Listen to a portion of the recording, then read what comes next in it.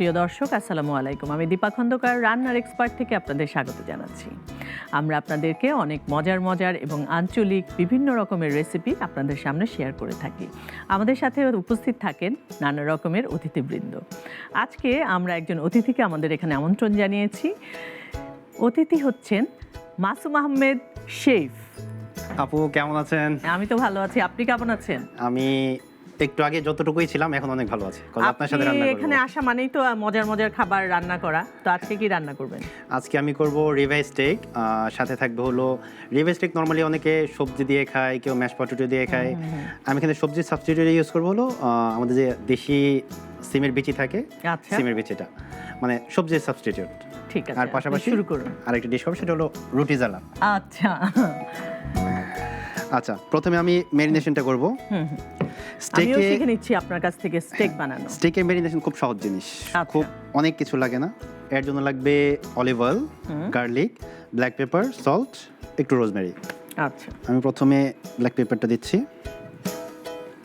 Black pepper ক্রাশটা হলে সবচেয়ে ভালো হয়। ক্রাশটা যখন বাইটে পড়ে খুব ভালো একটা ফ্লেভার আসে। আমি এখন সল্ট দিয়ে দিচ্ছি। লবণটা যার যার পছন্দ মতো, স্বাদ মতো। আমি একটু রাব করে এসিডটা মিলিয়ে নিচ্ছে। রিভাই স্টেকের মাংসটা কিন্তু একদম নরম থাকে। সবচেয়ে সফট হলো টেন্ডারলয়েন, রিভাই, এই ধরনের মাংসগুলো। এবং রান্না হতে খুব বেশি সময় লাগে না, অল্প সময়ই রান্না হয়ে যায়।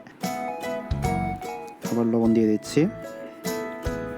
আমরা কি প্যানটা গরম হতে একটু পরে দিব। ব্ল্যাক পেপার,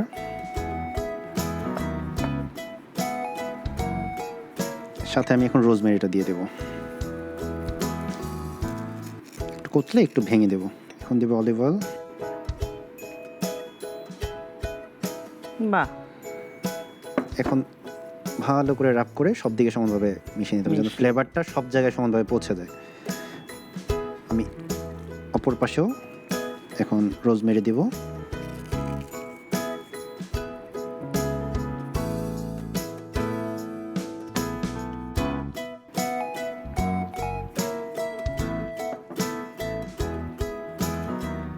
আমাদের ম্যারিনেশন হয়ে গেছে। আমি একটু গার্লিক ম্যারিনেশনে দিয়ে দিচ্ছি, আর একটু আমি তেল দিয়ে ওইটাতে দেব। গার্লিক, ব্ল্যাক পেপার, রোজমেরি, এই তিনটা ফ্লেভার মিলে খুব ভালো একটা টেস্ট আসে। আর মাংসের যে নিজস্ব একটা জুসি একটা ফ্লেভার আসবে, ওইটা আরও খুব মজা লাগে। মাংস বা স্টেক আমরা যেটাই করছি অনেকেই অনেকভাবে করে। আমি যেটা স্পেশালি আমার যে জায়গাটায় টার্গেট থাকবে, আমি হলো এই সিমের বিচিটাকে ব্যবহার করব এটা সাইড ডিশ হিসেবে। পাশাপাশি হলো যে রুটি জ্বালা করব, ওটা স্পেশালি একটা ডেকোরেশন থাকবে। আচ্ছা জি, আমরা এখন চুলাটা ধরিয়ে নিব, একদম হাই হিটে রাখবো, হাই ফ্লেমে। আচ্ছা, এখন আমি প্রথমে হলো বাটারটা দিচ্ছি। আমি যখন স্টেকটা করব তখন আমি অলিভ অয়েল ব্যবহার করব। এখন আমি যখন সিমের বিচিটা করছি তখন আমি বাটার ব্যবহার করব। 1 টেবিল চামচ পরিমাণ বাটার।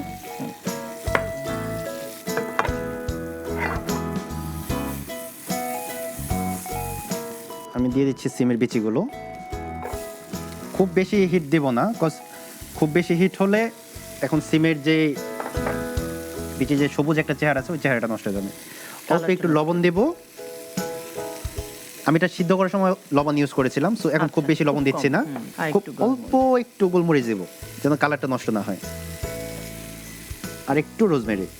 আমি স্টেকে যেহেতু রোজমেরি ব্যবহার করছি, সবজিটা তো দিচ্ছি যেন ফ্লেভারটা কন্টিনিউড থাকে। যেহেতু আমার সিদ্ধ করা ছিল, আমি খুব বেশি ক্ষণ রান্না করব না, জাস্ট ফ্লেভারটা আসার অপেক্ষায় থাকবো। আমরা কি এটা একবারে সার্ভিং ডিশে না, আমি আপাতত ওই বাটিটাতে রাখবো। সার্ভিং ডিশে আমি পরে যখন সার্ভ করবো তখন উঠাবো।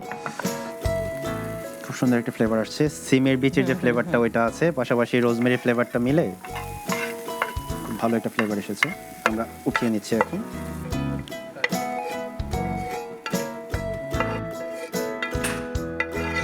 এখন আমরা অলিভ অয়েল দিয়ে দিব। খুব বেশি লাগবে না, যেহেতু আমার বাটার অলরেডি কিছুটা আছে। আচ্ছা, আমাদের স্মোকি ভাবটা অলরেডি চলে এসেছে। আমরা এখন স্টেকটা দিয়ে দিব। সাউন্ডটা পেয়েছেন? আমি এটা মিডিয়াম করছি।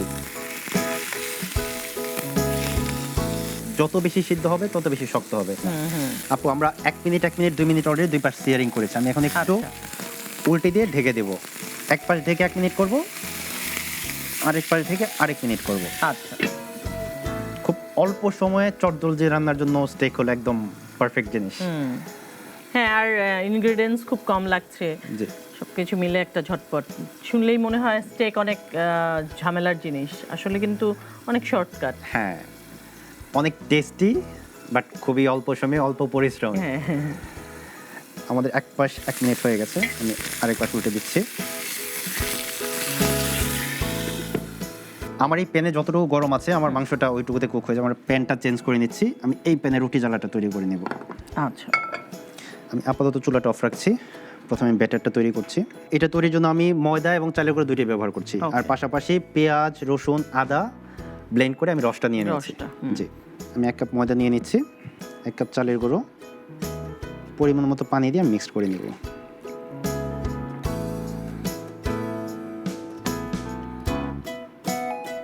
এর সাথে দিয়ে দেব আমি স্বাদ মতো লবণ, আর দিয়ে দিচ্ছি পেঁয়াজ, আদা আর রসুনের রসটা।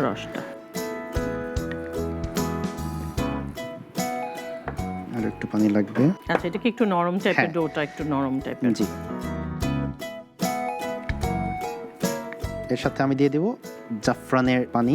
আচ্ছা, এতে সুন্দর একটা রঙও আসবে, জাফরানের ফ্লেভারটাও আসবে। এরকম ডাইলুটের একটা ব্যাটার হবে। একটা উপকরণ বাকি আছে, ডিম। ডিমটা আমি প্রথমে ফেটাই নিচ্ছি। এখন আমি ডিমটাও মিক্স করে নেব।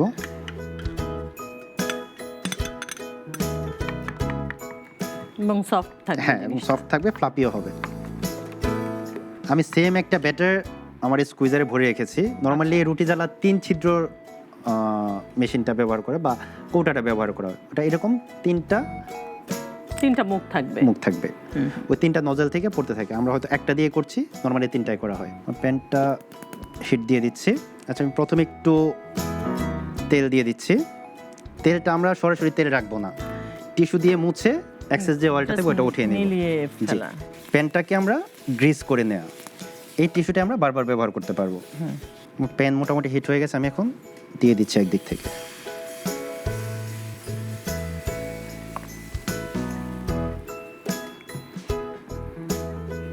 আচ্ছা, আমি এটা হাতের সাহায্যে একটু উল্টে দিচ্ছি। আমরা কি সার্ভিং ডিশ? হ্যাঁ, আমি সার্ভিং ডিশ, আমি 2টো ডিশ নিচ্ছি। একটাতে আমি প্রথমে উঠিয়ে নিব, তারপর আমি ফাইনাল সার্ভিংটায় যাব। এটা হয়ে গেছে, আমি আরেকটা করতে হবে।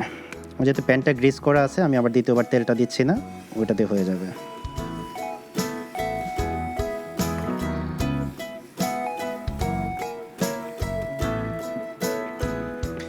এই ফাঁকে আমার স্টেকটা দেখি কি অবস্থায় আছে। স্টেক মিডিয়াম হয়ে গেছে। আমরা মিডিয়াম রেয়ার চেয়েছিলাম, বাট যেহেতু আমি প্যানে রেখেছিলাম, আমার যে ফিল পাচ্ছি আমার মিডিয়ামের ফিলটা চলে এসেছে। ওইটা নিলাম, চুলাটা বন্ধ করে দিচ্ছি।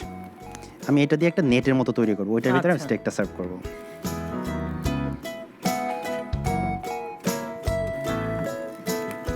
আমাকে ছুরিটা দিতে হবে।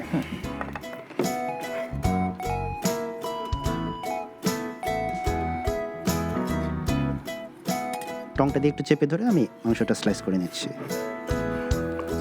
লক্ষ্য করুন, একদম কিন্তু হয় না, পিঙ্ক একটা ভাব আছে হালকা। এটা হলো মিডিয়ামের বৈশিষ্ট্য। যদি ওয়েল ডান হয়ে যায় সেক্ষেত্রে একদম ব্রাউন একটা চেহারা চলে আসবে।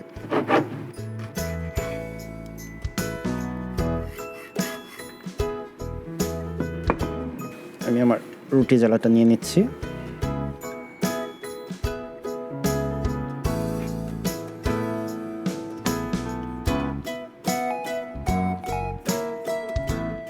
স্টেকের পিসগুলো পাশাপাশি হলো, আমি এখন আবার যে আমার জুসটা আছে ওই জুসটা একটু গরম করব। এটার মধ্যে আমার যে গার্নিশের জিনিসগুলো আছে, চেরি টমেটোটা হালকা একটু ভেজে নেব, জাস্ট গ্লেজ করার জন্য। এতে আমার এই মাংসের ফ্লেভারটা, রোজমেরি ফ্লেভারটা, স্পাইসের ফ্লেভারটা প্রপারলি চলে আসবে, চেরি টমেটোর মধ্যে চলে জি। আসবে। আমার এটা হয়ে গেছে।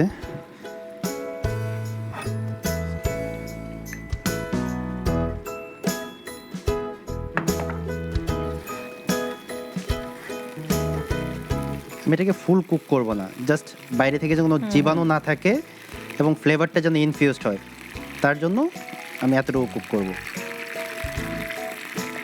আমার অলরেডি হয়ে গেছে।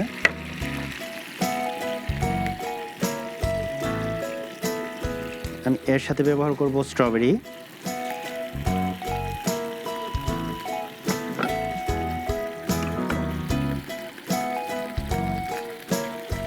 এবং আমার কিছু মাইক্রো গ্রিন।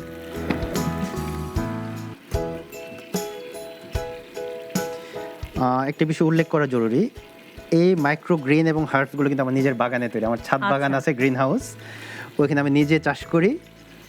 এবং আমার যখনই দরকার হয়, যেমন আমি যে রান্নার প্রোগ্রামগুলোতে যখন আসি, তখন আমি আমার নিজের বাগান থেকে নিয়ে আসবো। এটা আমার জন্য অনেক বড় একটা পাওয়া, যে নিজের বাগানের হার্বসগুলো আমি ব্যবহার করতে পারি। কারণ মার্কেটে গিয়ে আমি ফ্রেশ ওরকম লোকের হার্বসগুলো পাই না, যেটা আমি আমার বাগান থেকে একদম ফ্রেশ নিয়ে আসতে পারছি।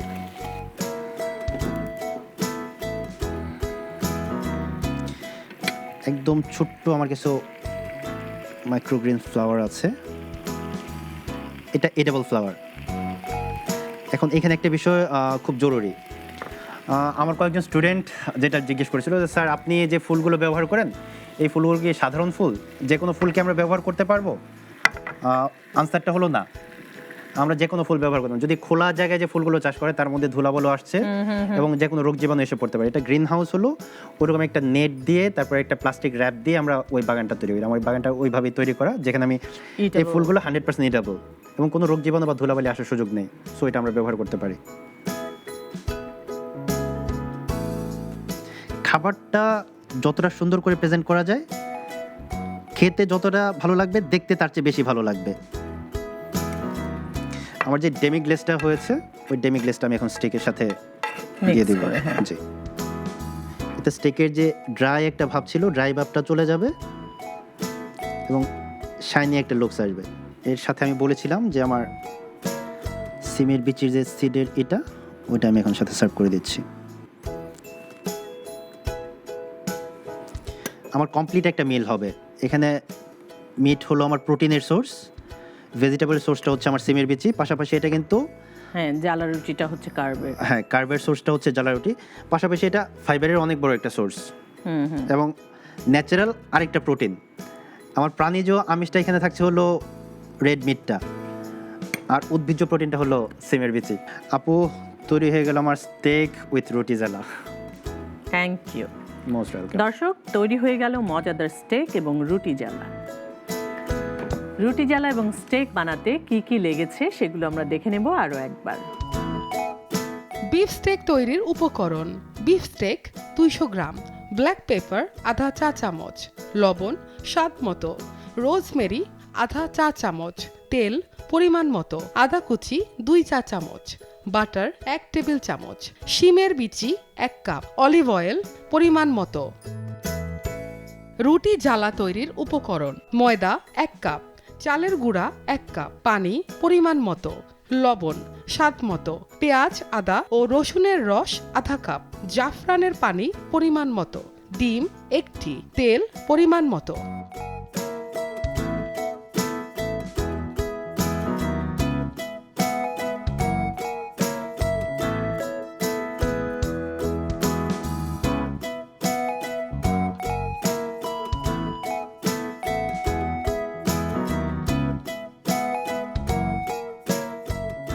মাসুম ভাই, থ্যাংক ইউ ভেরি মাচ। আপনি আসা মানেই হচ্ছে খুব মজার মজার খাবার, এবং সবচেয়ে বড় কথা হচ্ছে ডেকোরেশনটা এত সুন্দর হয় যে দেখেই মুগ্ধ হয়ে যাই।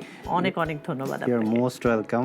পাশাপাশি নাগরিক টিভিকে অনেক ধন্যবাদ এত সুন্দর একটা প্রোগ্রাম অর্গানাইজ করার জন্য, আর স্পেশালি এক্সপার্টকে ধন্যবাদ এত ভালো একটা প্রোগ্রামকে স্পন্সর করার জন্য। দর্শক, এই ছিল আমাদের আজকের আয়োজন। দেখা হবে আগামী পর্বে। আপনারা যদি কেউ আমাদের এই অনুষ্ঠানে অংশগ্রহণ করতে চান, তাহলে আপনার রেসিপিটি লিখে সরাসরি পাঠিয়ে দেবেন আমাদের ফেসবুক পেজে। আমরা আপনাদেরকে খুঁজে নেব।